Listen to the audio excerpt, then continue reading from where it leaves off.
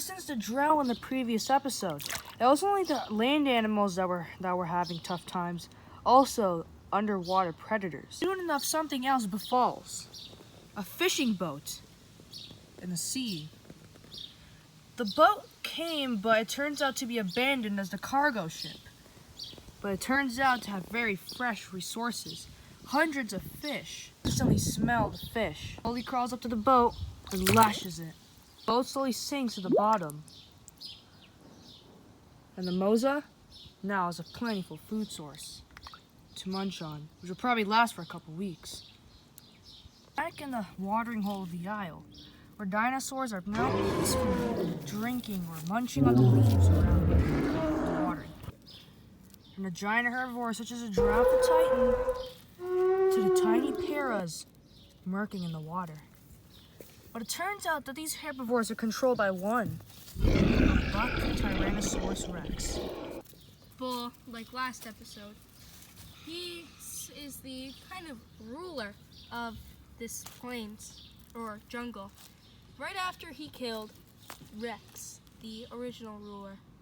To take a small nap after a long day of hunting. The other herbivores take this as an advantage and continue to drink as much water as they can. But it turns out that someone has stepped into Bull's territory. Croco, the Spinosaurus. You might be asking, who is Croco? And he would be very, very right to ask this question. He only appeared in one episode. He appeared in episode 2 or 3 when he killed the Acrocanthosaurus. He still has some scars from that battle, but he seems to be okay. Unnoticed, as the bull immediately senses this and makes the biggest roar he ever had. They do not want to be in the midst of all of this action and decide that they should better run for their lives instead of trying to sit here and continue drinking. Only remains that these two big predators. The croc doesn't mind it though. He decides to just continue drinking, finding fish, instead of noticing that the T-Rex is watching him. Fumes come out. But Croco then suddenly notices, and he realizes that if he wants to claim this territory, he'll have to fight for it. But Bull doesn't fight his battles alone. He has his juvenile son with him. He's just learning how to hunt, but it turns out he'll be pretty useful for his battle, to conquer and take back Bull's territory. T-Rex lunges in to kick, but the Spino drags him in the water. Enough, with the juvie T-Rex's head stuck in the water, it's trying to get out. It's slowly drowning until the water is taking it and it officially drowns in the lake. Furious and decides that he's gonna take it to his own hands. He'll not let the son's death go in vain. He launches his attack and kicks the head. Furious and decides that he's gonna take it to his own hands. He'll not let the son's death go in vain. He launches his attack and kicks the head. Battle of Kings. Spino kicks the bull into the water as well, but he's too big to drown. Bull stomps on the Spino's head, trying to crush it instantly, but Spino pushes up back. And also, Spinosaurus has a very long oxygen, like he can breathe underwater. Or no, he can't breathe underwater, but he can hold his breath for a long time. So even if he couldn't crush his head and tried to drown, the Spino wouldn't drown. But soon enough, the Spino makes an urge to try to drown the bull as well. But it turns out, and it seems to be working, losing his breath as his nose and nostrils are being plunged in the water. But he does have one last fighting chance. His tail. Tail up and knocks the Spino down, giving it a big break in the bones. It's up, the loss of oxygen, but it's not a will to fight. The bull goes for it and bites on down to Spino's neck. The Spino can feel his neck bones crushing, but he uses his claws to back the bull off. The bull goes for it and bites on down to Spino's neck. The Spino can feel his neck bones crushing, but he uses his claws to back the bull off. roars again. And with the Spino, with the loss of oxygen and broken neck bones, decides to retreat, lest the bull have his territory. The bull goes down to mourn for his son. He fought a valiant battle, even though it ended in 2 seconds, but he definitely made his father proud. With now the watering hole taken, the T-Rex claims victory. The herbivores are now drinking from the blood backwater. This is the same water that killed the T-Rex juvenile and took the lives of many of the other small creatures unfortunate enough to be clamped by a monster from here's jaws. The Parasaurolophus struggles in the water, but it just makes it worse as it gets more injuries and drowns even further. A Titanoboa gives it one last crunch and dies, slithers away to save the prey for now. Goes back to the now decaying prey and decides to eat the thing, but in a very inhumane manner, swallowing the entire para whole. Here we're at a small riverbed. Not really a small riverbed, a giant one. This is the great river of the Isle. Juvenile Spino, slowly wading its way, trying to catch its fish in the water. But seems to not be successful though, and most of the fish should move into the sea at this time of the year. The Spino keeps searching though. It has caught some, but not enough for its size. Back then, fish used to be pretty big, so catching one fish would be enough. But here, the fish are pretty small because most of them went extinct by now. So the thing is, you see thousands of salmon per day if it wants to survive. Giant Canyon. People used to think that the Grand Canyon was the largest canyon ever recorded by human history, but they were wrong. It is this canyon, the Great Dinosaur Canyon. But the Spinosaurus isn't the only dinosaur out in the Isle because, well, many of the other herbivores, have moved around here.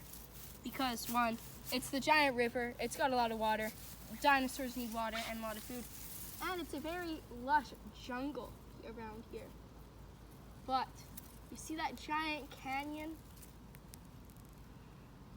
The canyon's bottom, you see, it's not made up of rock. I mean, yes, but no. It is made up of the bones and the fossils of the dinosaurs that have tried to cross this canyon and yet have failed thousands of years ago. Some dinosaurs here that are buried here, those fossils are only able to be found here. Most of them could not probably survive the Isle. But many did. But for the ones that ended up dying off the rock bed, dinosaurs have been found here. Dinosaurs like Pachycephalosaurus, Coelophysis, Troodon, and Diplodocus have all been found dead on these riverbanks. With Kilo and Milo, they were back there during the migration and during the drought. But it turns out they went the wrong way and came to this very beautiful plain. But it turned out to be better than they expected for them and their newborn. Vast plains of herbivores in the hundreds, possibly even thousands, roam here in the plains. And also the nearby water source by the great river and several different places to take a rest. It's a haven for them and their family. But now it's time to hunt. Here we see a baby juvenile stegosaurus. An easy hunt, an easy kill for two Allosaurus. It seems to be unaware. It is blended in, but the Allosaurus are very, very good, have very good eyesight and can see it. It wandered off pretty far from its herd, and now it's lost, prone to the dangers outside. Probably won't be able to last forever, but who knows? Wait. Squirts from the stegosaur. Instantly, Kilo goes to strip off its legs. Blood goes all over him. It's a bloody scene here, but an entire meal for the family. The family munches happily on their new prey. What do we have here? Yes. The Utah Raptors. These are the same pack we've seen before. But there's a difference. They have a new member. This is A Utah Raptor. It is the second biggest in the entire pack, behind, well, the Alpha, of course. She seems to be, well, rising up the ranks. She's already beaten the gray one as the lowest, but she has not beaten Tango, which we will call this raptor. Tango is a male, and Tango is, well, the second in command behind the Alpha himself. Speak of the devil, here he comes. He roars at the pack to, well, find him some food. And not them, him, only him. A small baby has wandered into the tall grass of the plains. The grass here gets very large due to the amount of oxygen on the isle. The baby is unaware at first, but due to the amount of grass, she starts munching away as she hasn't been fed in a while. But it turns out she has come to the wrong area. A snake is watching her. A big snake, a titanoboa. Titanoboa slowly sneaks up to the baby. It's trying to make sure not to startle it. And it wraps. Immediately wrapped by the titanoboa, slowly losing oxygen, and the blood starting to just quench out of it. It slowly drips. Slowly surrounded by blood. And the titanoboa goes to swallow the creature. Swallowed whole. The boa slowly rests, but directly in the pool of blood. And soon enough becomes visible and clear for another creature in the sky. The titanoboa slowly lies until it gets striked, and then slowly gets picked up by the Quetzal in the sky to be feasted on. There's a small velociraptor. You might think it's this small. Well, yes. Velociraptors are very small. Only about the size of a chicken. And it turns out this has given another predator an advantage. A very, very devious predator. Dilophosaurus. This Dilophosaurus we will name Nedry, after the, the person in Jurassic Park who was killed by a Dilophosaurus. Nedry is a very vibrant dinosaur. But it's not time to look about his looks now. It's time to go and hunt. The Velociraptor is unsure and unknown what is about to happen. The Dilophosaurus leans in closer. The Velociraptor notices it, but it's too late. It never stood a chance. It feasts happily on its new prey. In the plains is the big woodlands and coniferous forests of the Isle. The plains used to be full of coniferous beings millions of years ago, but due to changing temperatures and shifting of the island, it eventually became a barren and open, but very lush. But it's good, as predators from the coniferous forests are able to feast on the herbivores here. Many dinosaurs live in this carnivorous forest, like the Eutyrannus. It looks like this Eutyrannus seems to come over to the plains to feast. Remember this stegosaur, Toxin, and his mate, Lush. These two have come over to the plains after a couple miles of journeying due to the drought in the south of the Isle. It's more lush here, suggesting the name Lush, but it turns out that they're being stalked by something. You can see here Lush is building a nest. It turns out that Lush and her mate are planning to get children soon. But that's a long way. But then here's sound. Pterosaurus is in their midst. Toxin immediately notices and turns around to decide to fight the Herrera.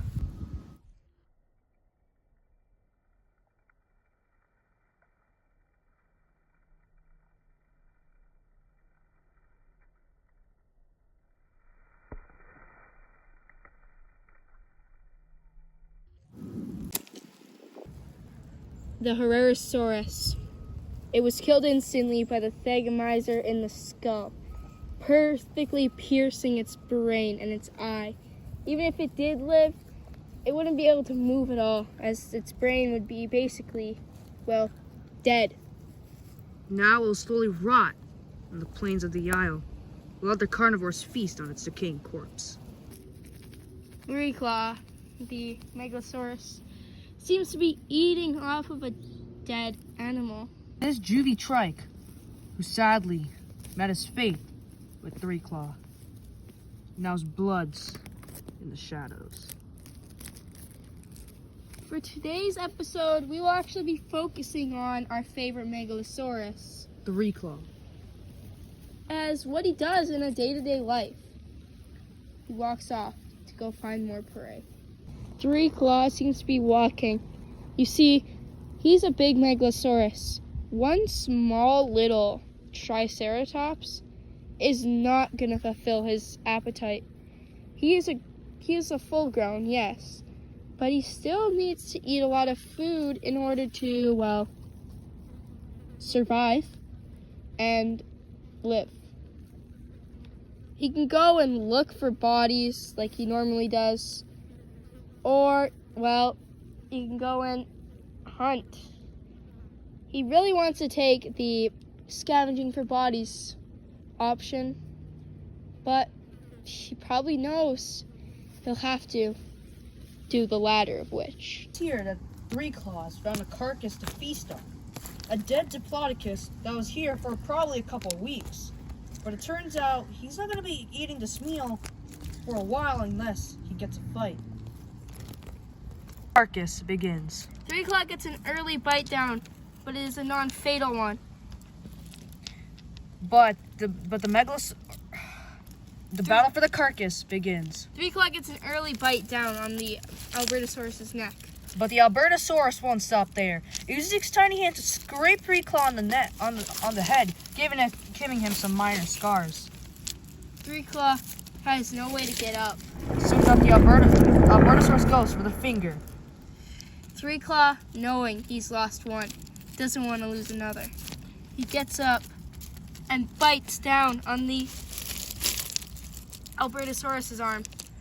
Soon enough, the Albertosaurus gets immobile with lots of pain, but it won't step down to fight either. It gets back up and then bites Three Claw on the upper jaw. 3 Claw is stuck. He cannot move. But it turns out that the Albertosaurus starts to get weak. It turns out due to a bit of blood loss, it's starting to get a bit weaker. 3 Claw takes the advantage of this to get out of there. So the Albertosaurus, looking at this, decides to go and continue eating the carcass. But you see, this was all a part of 3 Claw's plan. 3 Claw is a smart predator. He knows that you'll be very distracted eating a carcass, which will be the perfect time to strike and kill the Albertosaurus. The Albertosaurus is eating its meal. Three Claw decides to slowly strike up and bite on its tail. The Albertosaurus comes out of shock, not knowing what to expect from this. Soon Three Claw gives it the final strike to the neck, and it dies. Three Claw's first ever victory is just to roar through the day, knowing that he is the king of the Stony Plains. Claw gets away from the battle, severely injured after the battle with the Megalosaurus, which leaves him at a vantage point where some other predators seems to be lurking in the shadows. Raptor jumps right before in front of Three Claw. The Alpha watching in the back. It's on his tail trying to immobilize it, but Three Claw knows enough and gives it the most brutal concussion ever. Knocks him down into the brush. Seems a bit scared and decides not to risk it and runs away. Three Claw gives another roar, but it's still not over. The alpha male. The alpha is almost as big as Three Claw and will probably pack a punch. Both of them have lost arms, which gave them a fair chance. But this alpha will seem harder to get. The alpha jumps on his head, trying to mobilize him, but gets banged on the ground. But the alpha doesn't stop there. Blood drops as Three Claw hits the back, giving him a very brutal hit. But decides to give Three Claw one more punch, knocking him back onto the wall again. And this time tries to bite down his neck, trying to suffocate him. 3 Claw remembers his past and what happened to him when he was a kid. He stabs the stomach of the Utahraptor Alpha. He goes to bite, but the Utahraptor Alpha kicks him, sending him down. But with one final desperation, he grabs onto the neck, pulling him down. And they with both him. fall down into the crevice. Eyes there, blood all over the rocks. So it got a brutal hit in the head. It's definitely dead. But what about Three Claw? Luckily landed in some brush and survived the fall, but he's still left with some broken bones. But luckily he walks off, trying to find him someplace safe. One of the raptors that ran away during the fight with Three Claw looks over on the dead body. He gives it a shriek for respect and watches as the corpse starts rotting away. He decides to go back as he has to fend off for himself. Raptor awakens after it got thrown into the brush. After the other, Tango, wakes it up. They both decide to go to the kill scene where the alpha was killed. They both look in horror as their alpha is dead.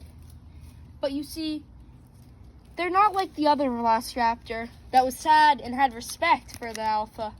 You see, they hated the alpha. He would do nothing. He wouldn't even help hunt, but he'd still eat 3/4 of the meal, the kill. He gave his broken or devoured hand as an excuse to steal all the meals. And he threatened to kill the raptors if they didn't obey him. But with him gone, they'll be able to form their own pack and live by their own rules. But there are some struggles with making a pack. One, both of the... But there are some downsides and, well, struggles.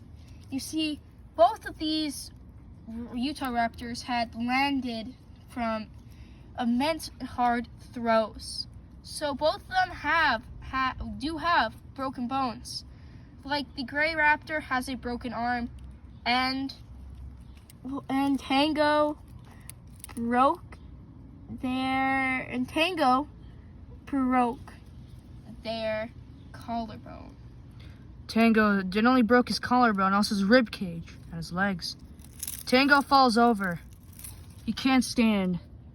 And it turns out his bones stabbed his other organs. Turns out that starting a pack might be difficult. Oh, it does start a heal after a couple days. And after that, they continue to mate. See the Tango and the gray one. After a couple weeks, they make their first eggs. They're gonna hatch soon, and they'll be able to start their own pack. And Tango and the gray one will be able to teach them how to survive in the wild. They won't treat their children like slaves. But they do have a visitor, an old member. Broken and beaten and bruised, their old pack member emerges from the brush. It turns out that he tried to hunt a Styracosaurus, but ended badly with more broken bones. But Tango decides to adopt him into the pack, and he will now also serve under Tango and expand the pack as they become stronger and fiercer. One day of hunting, mating, and so on, the pack decides to take it in for the day. The gray one gets to sleep next to Tango as she is his mate.